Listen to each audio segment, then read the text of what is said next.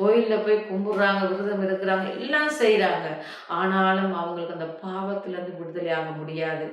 எத்தனையோ பாவங்கள் அவங்களுக்கு அது நாள் கூட கூட இன்னும் பாவம் அதிகரித்து கொண்டு தான் அவங்கள வருது வழிய பாவங்கள் அவங்களால விட முடியும். ஆனால் ஏசப்பாவை ஏற்றுக்கொள்கிற பிள்ளைகள் ஒவ்வொரு பிள்ளைகளும் உண்மையாக அவங்க பரிசுத்தப்படுத்தி உண்மையாக ஏசப்பா அவர் தான் எப்படி வாழ்ந்தாரோ, அவர் எப்படி இந்த பூமியிலே வந்து எங்களோட பாவங்களுக்காக சிலுவையை சுமந்தாரோ, உண்மையா அவர் இந்த பூமியிலே வந்த சிலுவையை சுமந்து இந்த பாவத்துக்கு அவர் மறைத்து 3ஆம் நாள் பிழைத்திருக்காவிட்டு அந்த இடத்துல பாவ மன்னிப்பே நம்மளோட தேசத்திலே வந்திருக்காது. நாங்களும் ஒரு பாவியா தான் இருந்திருப்போம், நாங்களும் ஒரு பாவப்பட்ட வாழ்க்கையில் தான் வாழ்ந்திருப்போம்.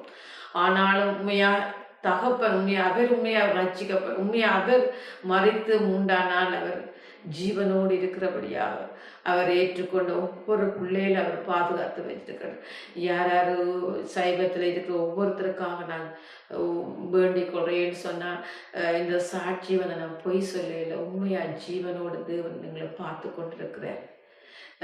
நாங்கள் இதால் எங்களுக்கு எதுவும் வருமானு சொல்லி இந்த சாட்சியை நாங்கள் சொல்லல.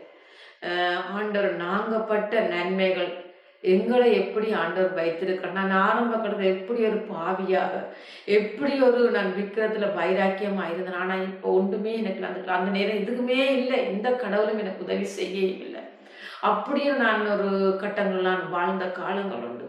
ஆனால் ஏசப்பாவை ஏற்றுக்கொண்ட பிறகுதான் நான் ஒவ்வொன்றையும் எனக்கு கற்றுத்தரேன். நீ எப்படி பிறரோட கதைக்கணும், எப்படி பிறருக்கு கொடுக்கணும், பிறருக்கு எப்படி வேண்டணும், எங்களோட பரிசுத்தம், எங்களோட வாழ்க்கையில ஒரு பரிசுத்தம், எங்களோட நட உடையில ஒரு பரிசுத்தம், எங்களோட உணவுகள் ஒரு பரிசுத்தம், மற்றவையோட நான் கதைக்கையோட அப்படி கட்டமாக ஒரு சிறு குழந்தையை நாங்கள் எப்படி வளர்த்து வரோமோ அதே மாதிரி ஆண்டவர் எங்களை அவருக்குள்ள வரக்குள்ள அவர் அப்படி அழகா வளர்த்து வருவார்.